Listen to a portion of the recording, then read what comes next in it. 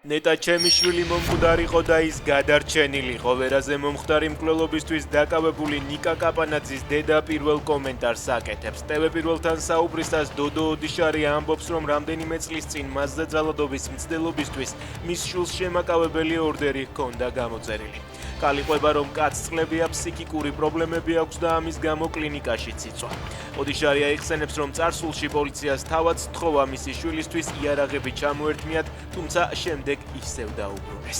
ევროკავშირმა ყულევის ნავთობ გადამამუშავებელი ქარხანა დაასანქცირა. სანქციების 21 პაკეტი კრძალავს ტრანზაქციებს სიაში შეყვანილი ნავთობ გადამამუშავებელ ქარხნებთან, რომლებიც რუსეთსა და მესამე ქვეყნებში ამუშავებენ რუსულ ნედლ ნავთობსა და ნავთობ პროდუქტებს.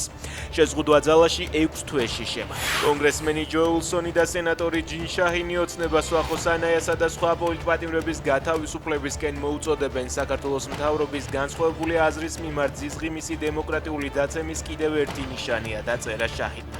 უილსონის განცხადებით კი რეჟიმი კიდევ ერთხელ ახდენს გამოხატვის თავისუფლებაზე თავდასხმის ესკალაციას.